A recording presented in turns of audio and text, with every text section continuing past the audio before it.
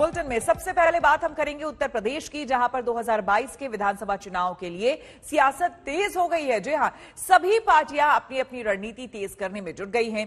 इसी कड़ी में बीजेपी भी पूरे जोर शोर से मंथन कर रही है। गृह मंत्री अमित शाह 2 दिनों के यूपी दौरे पर हैं, जहां वो अलग अलग जिलों में चुनावी रणनीति को लेकर पार्टी नेताओं और कार्यकर्ताओं के साथ मुलाकात कर रहे हैं। इसी कड़ी में शाह आज आजमगढ़ जा रहे हैं। उधर समाजवादी पार्टी अध्यक्ष अखिलेश यादव भी योगी के गढ़ गोरखपुर में आज अपना चुनावी अभियान चलाएंगे। तो आपको बता दें कि उत्तर प्रदेश में 2022 में विधानसभा चुनाव होने वाले हैं और इसी के मद्देनजर तमाम जो सियासी पार्टियां हैं वो पुरजोर कोशिश करना अपना शुरू कर चुकी है। शंखनाद हो चुका है चुनावी, और ऐसे में आज उत्तर प्रदेश में आजमगढ़ में गृह मंत्री अमित शाह नजर आने वाले हैं। वाराणसी में पूजा पाठ करते हुए अमित शाह और आज आजमगढ़ 2 दिनों का इनका दौरा है उत्तर प्रदेश का। सियासी समीकरण साधने की पूरी कोशिश।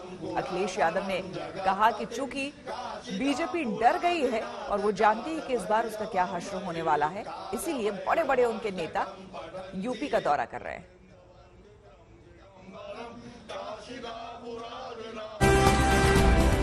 कहीं ना कहीं ये जो बैठक है वो कई मायनों में महत्वपूर्ण मानी जा रही है। 2022 में बीजेपी का मिशन जिस तरीके से 300 के पार है, उसे पूरा करने की दृष्टि से न सिर्फ ये बैठक महत्वपूर्ण लगती है, बल्कि पूर्वांचल में जिस तरीके से न सिर्फ बीजेपी और समाजवादी पार्टी के साथ साथ कांग्रेस भी सक्रिय नजर आती है, प्रधानमंत्री के संसदीय क्षेत्र में इस बैठक के जरिए कहीं ना कहीं उन तमाम चीजों को साधने की कवायद है। और 403 विधानसभा सीटों पर बीजेपी 2022 की चुनौती को रिकॉर्ड मत के साथ पार करने की रणनीति के साथ अमित शाह की नेतृत्व में इस बैठक को कर रही है। सीएम योगी की मौजूदगी में अमित शाह ने प्रदेश भर से आए पदाधिकारियों को जीत का मंत्र दिया और बताया कि कैसे जनता के बीच मोदी और योगी सरकार के काम को ले जाकर बीजेपी की बड़ी जीत की राह आसान बनाना है। 2014, 2017, 2019 में जीत का मंत्र देने वाले अमित शाह ने 2022 में 300 प्लस की रणनीति तय की। विधानसभा प्रभारियों को जिम्मेदारियों की बारीकी जानकारी दी। 2017 के विधानसभा चुनाव में वो अमित शाह की रणनीति थी जिसने यूपी में विरोधियों को चौंकाते हुए बीजेपी की जीत के सारे रिकॉर्ड तोड़ दिए।